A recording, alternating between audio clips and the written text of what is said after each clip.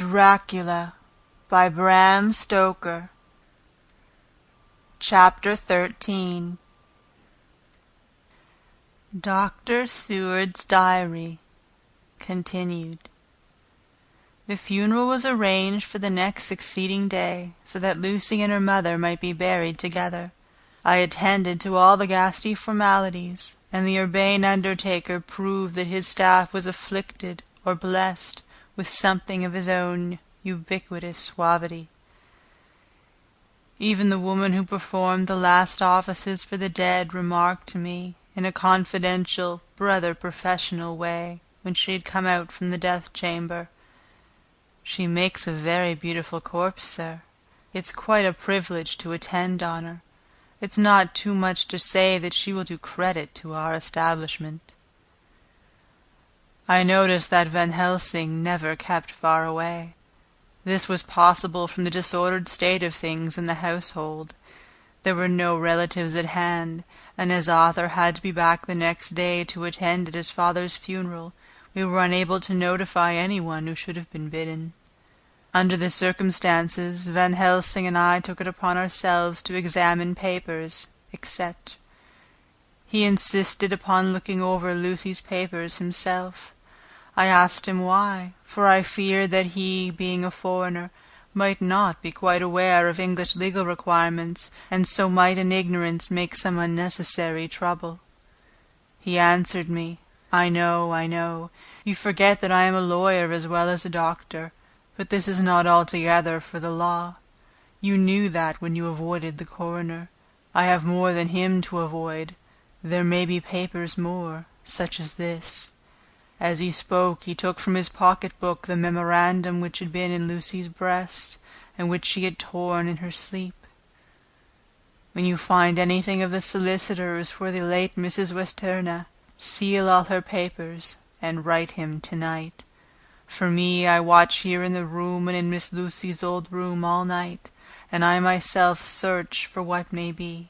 It is not well that her very thoughts go into the hands of strangers." I went on with my part of the work, and in another half-hour had found the name and address of Mrs. Westenra's solicitor, and had written to him. All the poor lady's papers were in order. Explicit directions regarding the place of the burial were given. I had hardly sealed the letter when, to my surprise, Van Helsing walked into the room, saying, "Can I help you, friend John? I am free, and if I may, my service is to you."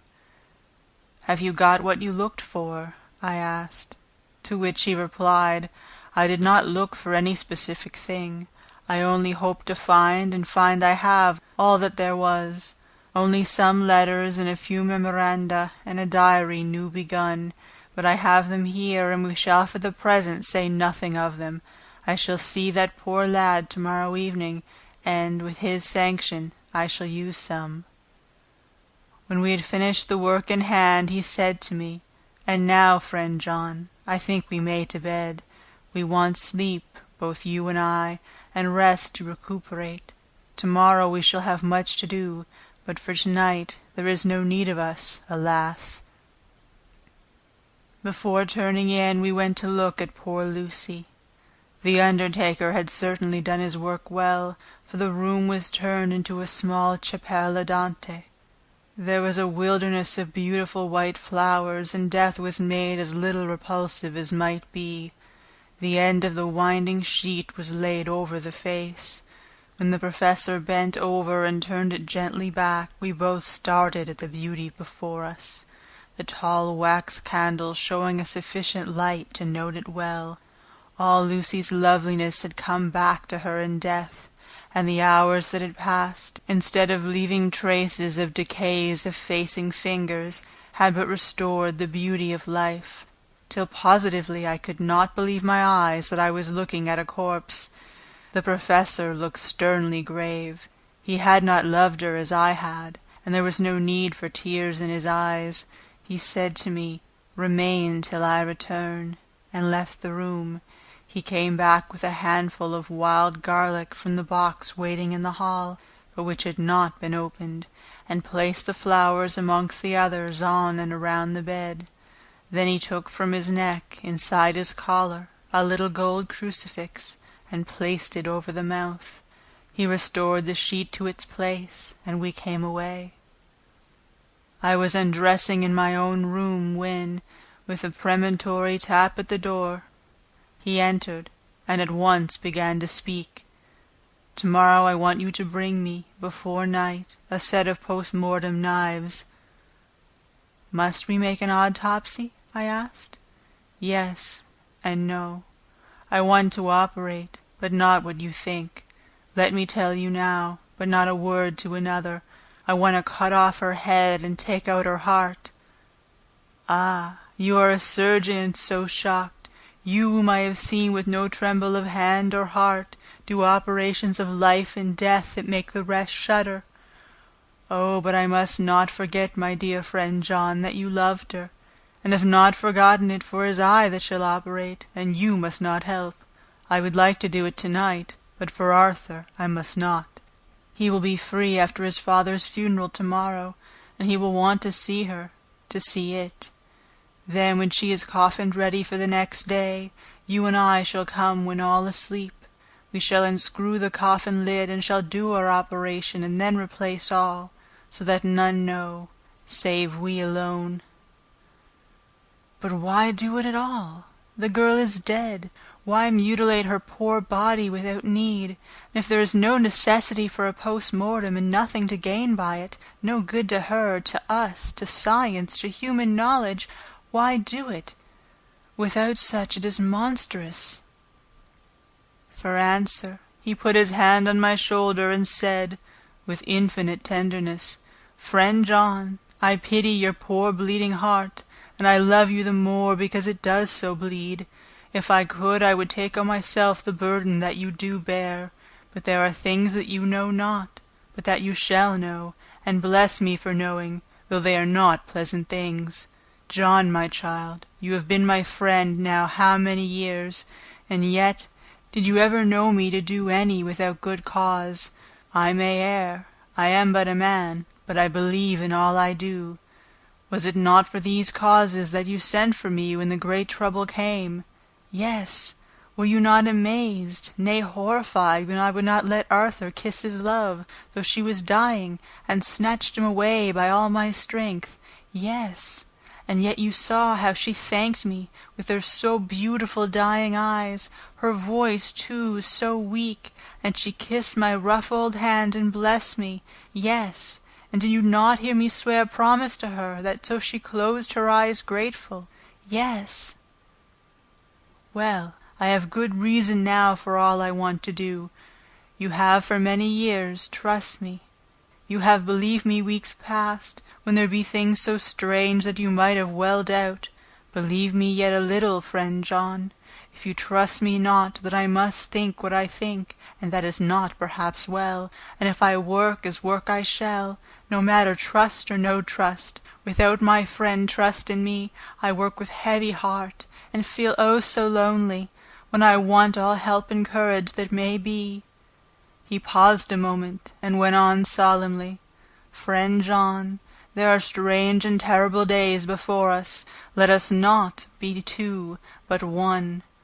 That so we work to a good end, will you not have faith in me?" I took his hand and promised him. I held my door open as I went away, and watched him go to his room and close the door. As I stood without moving, I saw one of the maids pass silently along the passage. She had her back to me, so did not see me, and go into the room where Lucy lay.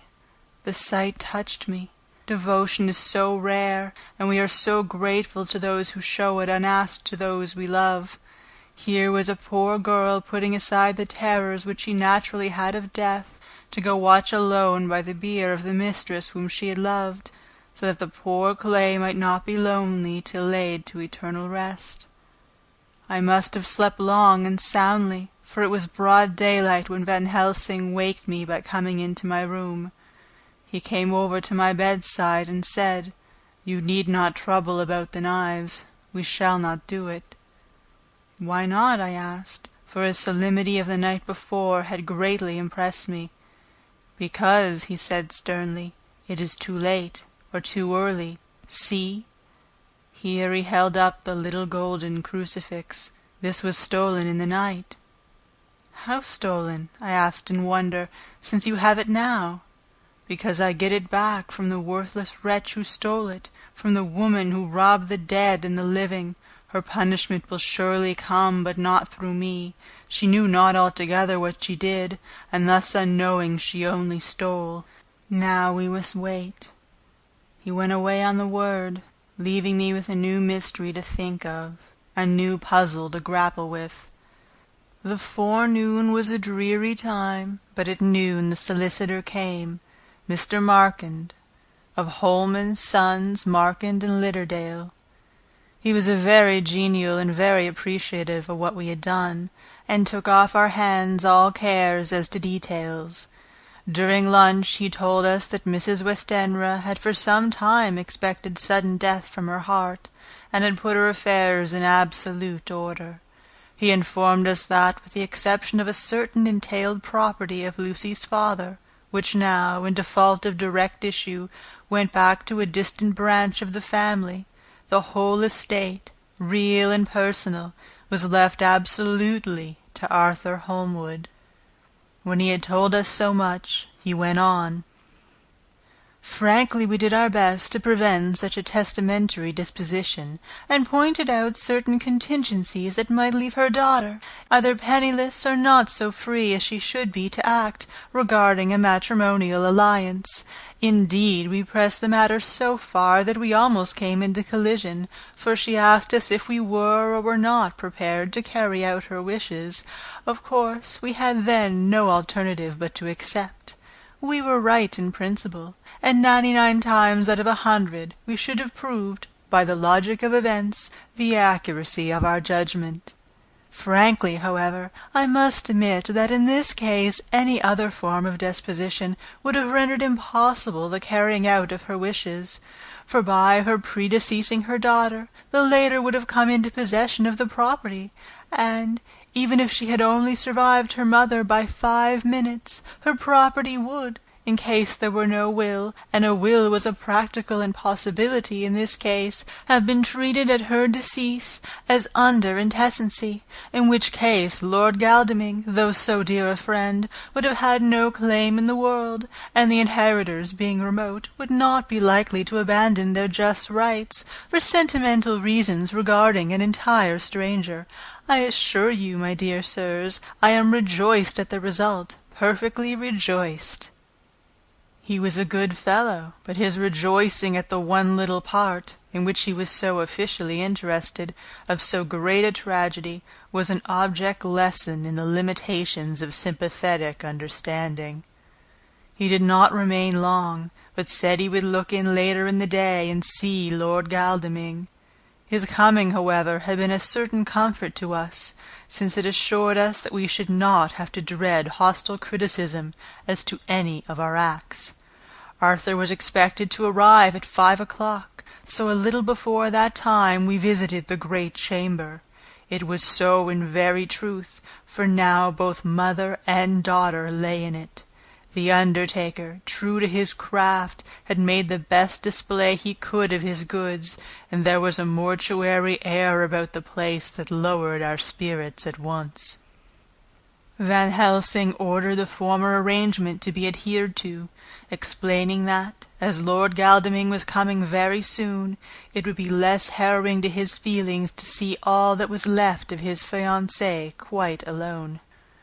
The undertaker seemed shocked at his own stupidity, and exerted himself to restore things to the condition in which we left them the night before, so that when Arthur came, such shocks to his feelings as we could avoid were saved. Poor fellow, he looked desperately sad and broken. Even his stalwart manhood seemed to have shrunk somewhat under the strain of his much-tried emotions. He had, I knew, been very genuinely and devotedly attached to his father, and to lose him, and at such a time, was a bitter blow to him. With me he was as warm as ever, and to Van Helsing he was sweetly courteous, but I could not help seeing that there was some constraint with him. The professor noticed it too, and mentioned me to bring him upstairs.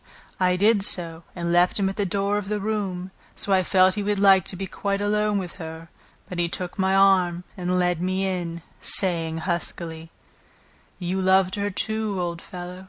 She told me all about it, and there was no friend had a closer place in her heart than you. I don't know how to thank you for all you have done for her. I can't think yet."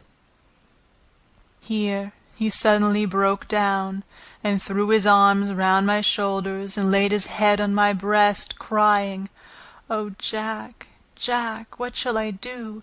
The whole of life seems gone from me all at once, and there is nothing in the wide world for me to live for."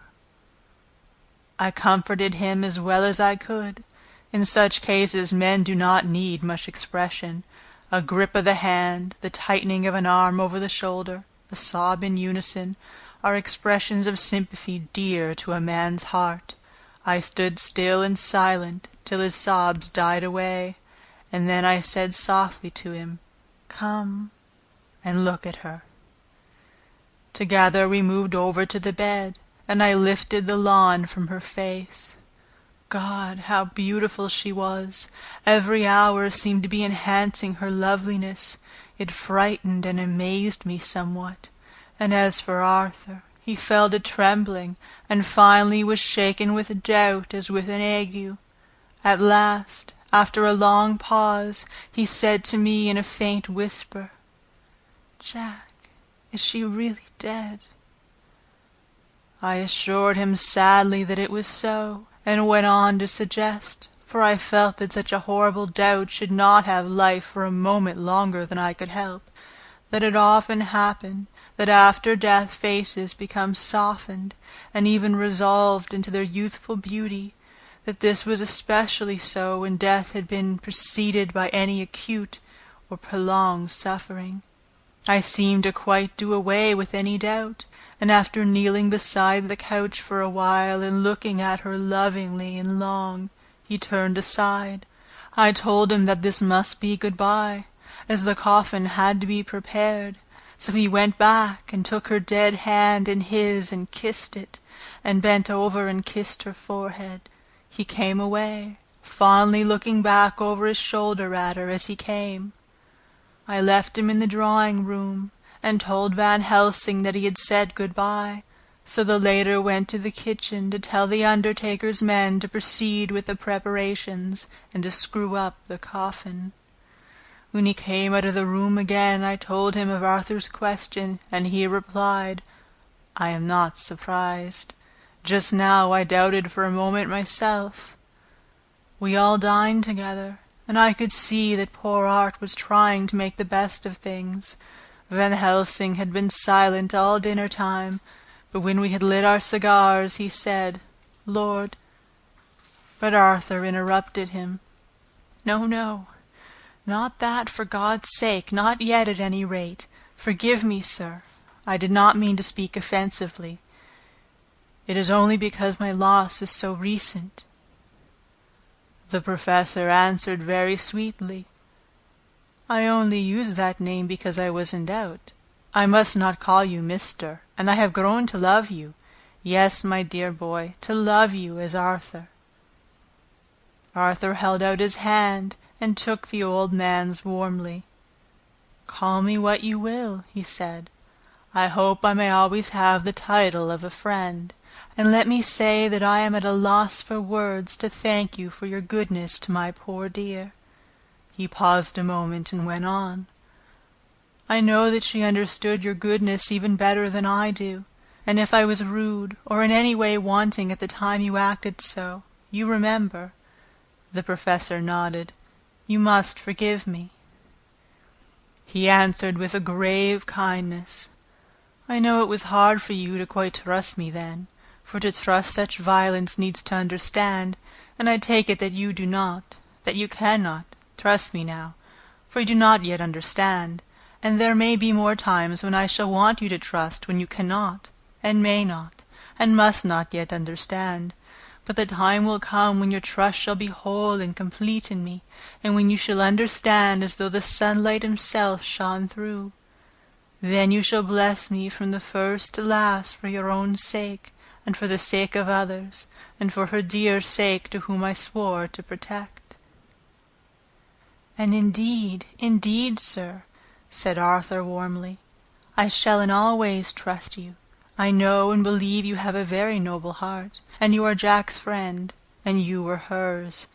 You shall do what you like."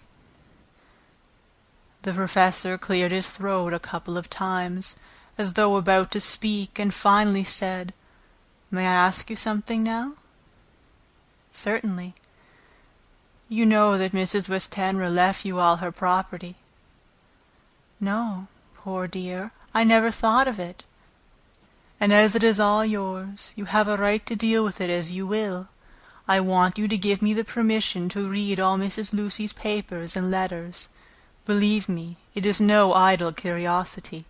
I have a motive of which, be sure, she would have approved. I have them all here. I took them before we knew that all was yours, so that no strange hand might touch them, no strange eye look through words into her soul. I shall keep them, if I may. Even you may not see them yet, but I shall keep you safe. No word shall be lost, and in good time I shall give them back to you. It is not a hard thing that I ask, but you will do it, will you not, for Lucy's sake?" Arthur spoke out heartily, like his old self. "Dr. Van Helsing, you may do what you will. I feel that in saying this I am doing what my dear one would have approved. I shall not trouble you with questions till the time comes." The old professor stood up as he said solemnly, "And you are right. There will be pain for us all, but it will not be all pain, nor will this pain be the last. We, and you too, you most of all, dear boy, will have to pass through the bitter water before we reach the sweet. But we must be brave of heart and unselfish, and do our duty, and all will be well." I slept on a sofa in Arthur's room that night.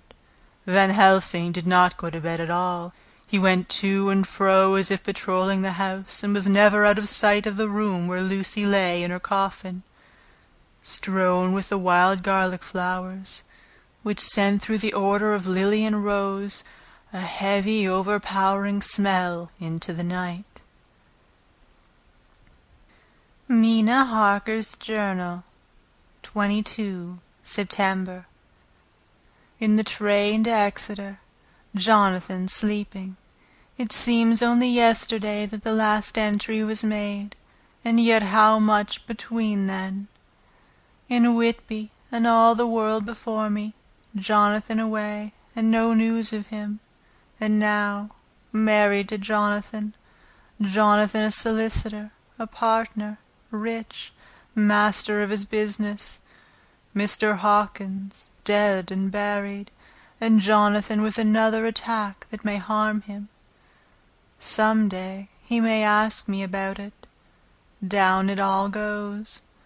I am rusty in my shorthand. See what unexpected prosperity does for us. So it may be as well to freshen it up again with an exercise anyhow. The service was very simple and very solemn.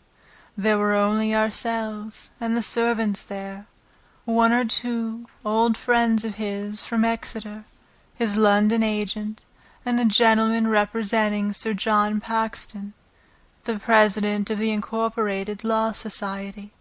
Jonathan and I stood hand in hand, and we felt that our best and dearest friend was gone from us. We came back to town quietly, taking a bus to Hyde Park Corner.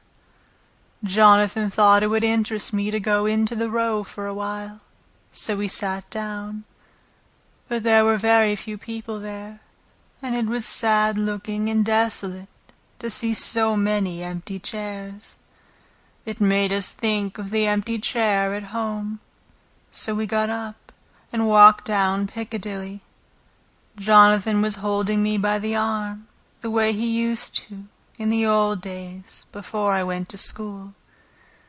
I felt it very improper, for you can't go on for some years teaching etiquette and decorum to other girls without the pedantry of it biting into yourself a bit.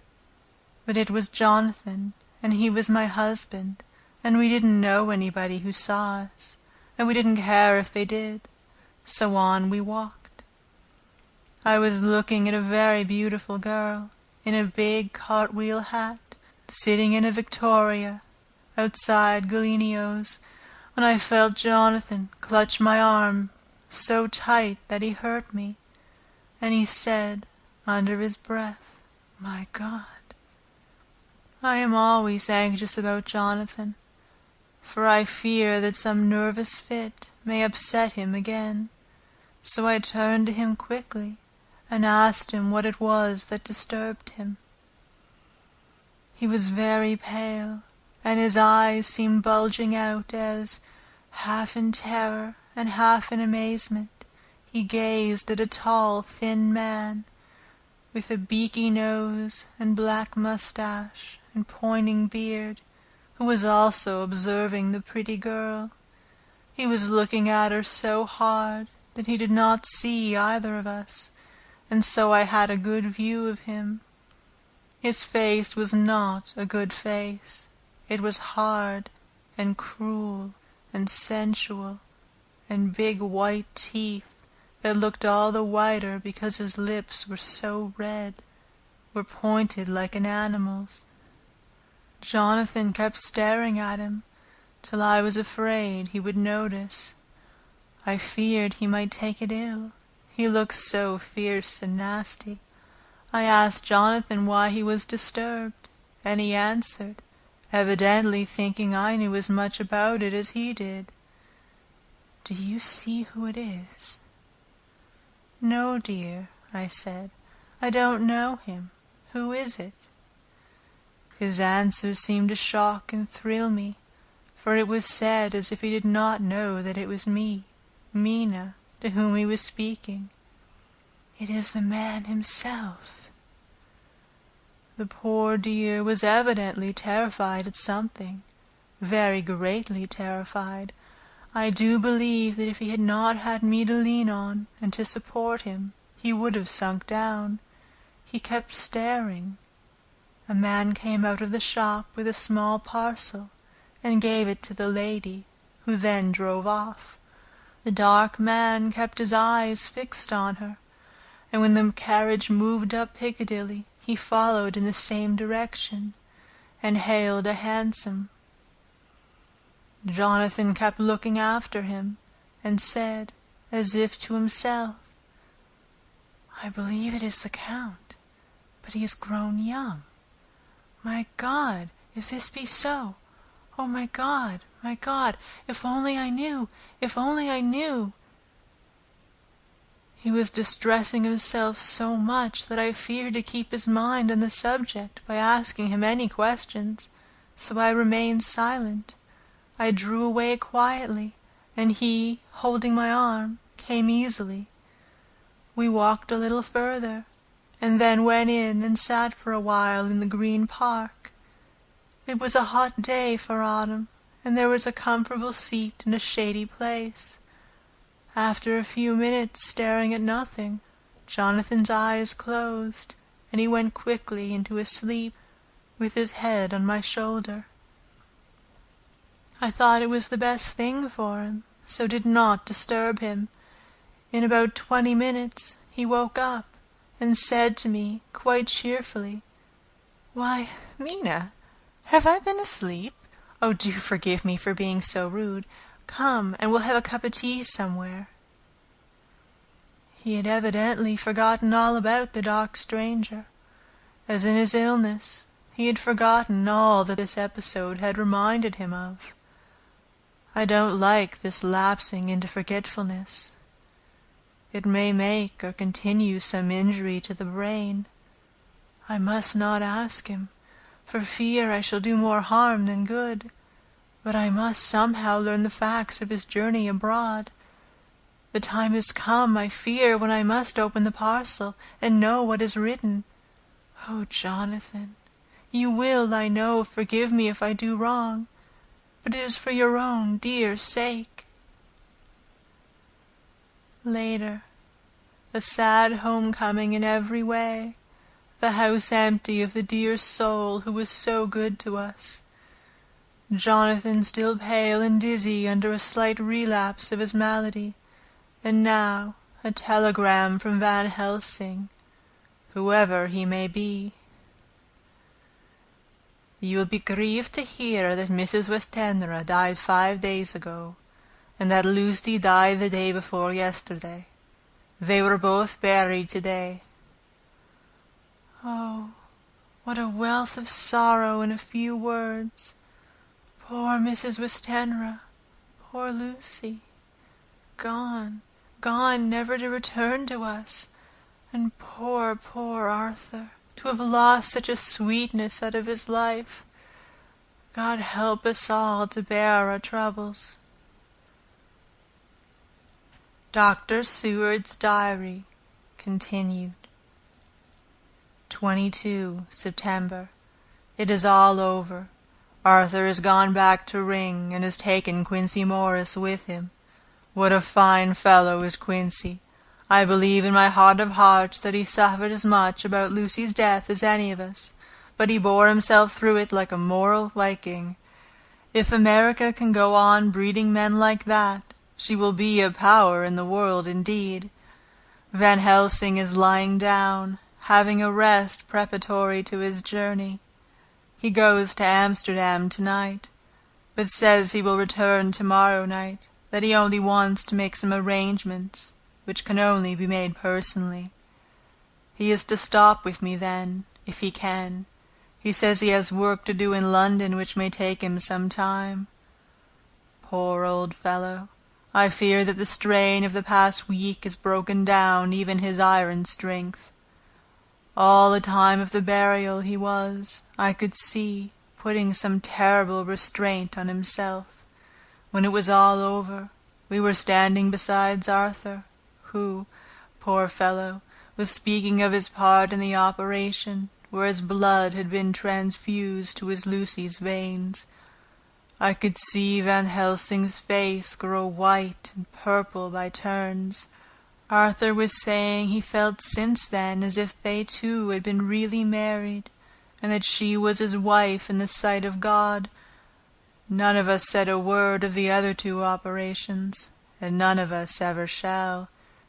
Arthur and Quincey went away together to the station, and Van Helsing and I came on here.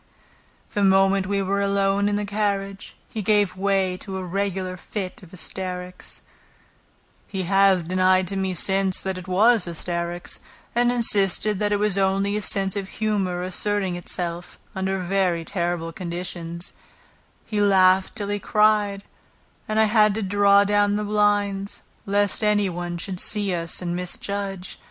And then he cried, till he laughed again, and laughed and cried together, just as a woman does. I tried to be stern with him, as one is to a woman under the circumstances, but it had no effect. Men and women are so different in manifestations of nervous strength or weakness. Then, when his face grew grave and stern again, I asked him why his mirth, and why at such a time. His reply was in a way characteristic of him, for it was logical and forceful and mysterious. He said, "Ah, you don't comprehend, friend John. Do not think that I am not sad though I laugh. See, I have cried even when the laugh did choke me. But no more think that I am sorry when I cry, for the laugh he come just the same. Keep it always with you, that laughter who knock at your door and say, 'May I come in?' It is not true laughter. No, he is a king, and he come when and how he like. He ask no person, he choose no time of suitability. He say, 'I am here.' Behold an example I grieve my heart out, for that so young sweet girl. I give my blood for her, though I am old and worn. I give my time, my skill, my sleep. I let my other sufferers want, that she may have it all.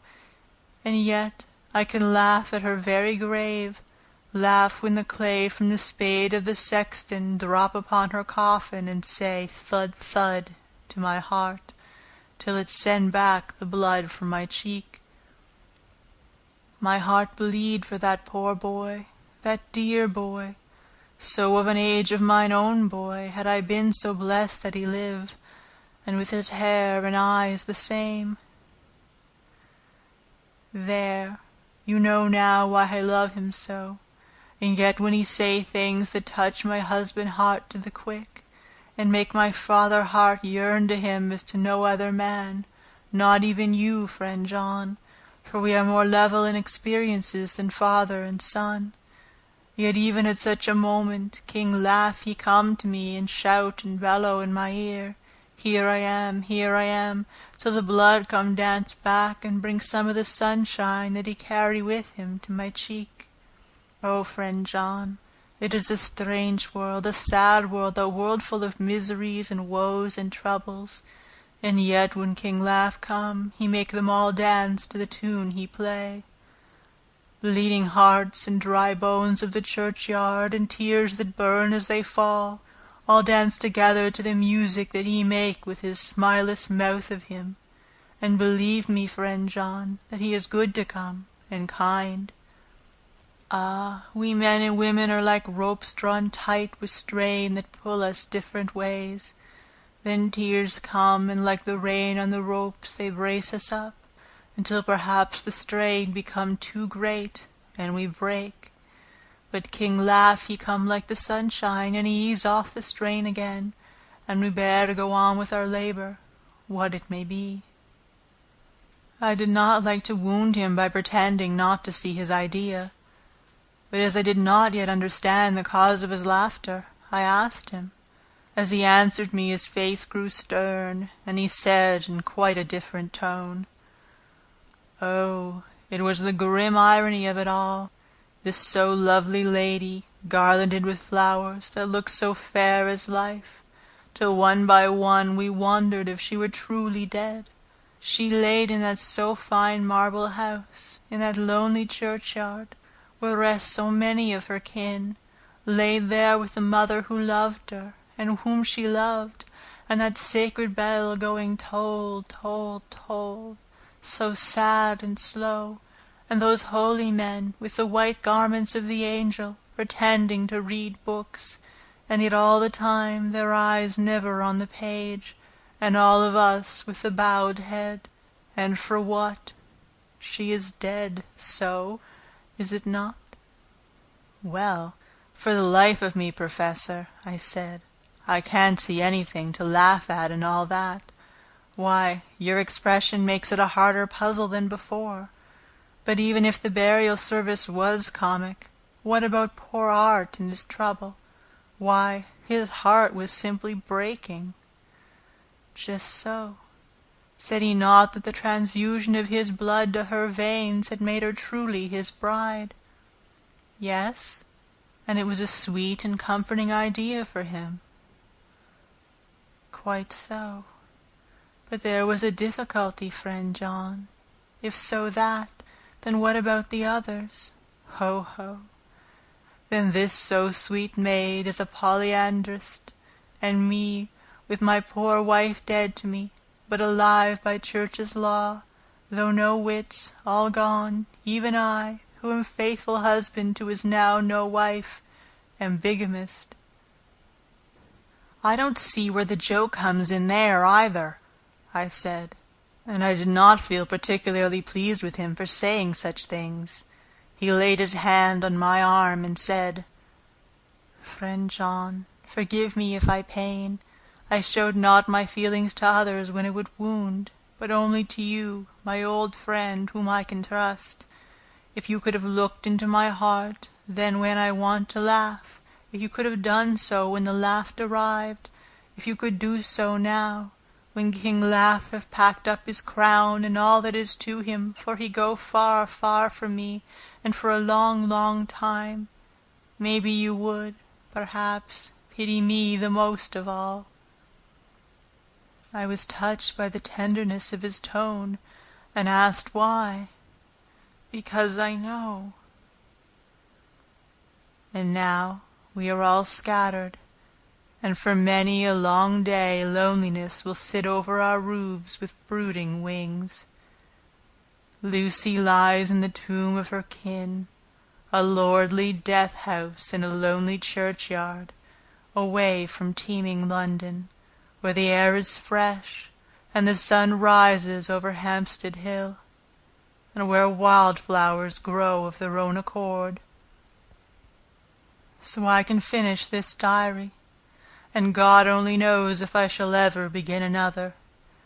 If I do, or if I even open this again, it will be to deal with different people and different themes, for here at the end, where the romance of my life is told, ere I go back to take up the thread of my life work, I say sadly and without hope, Fini.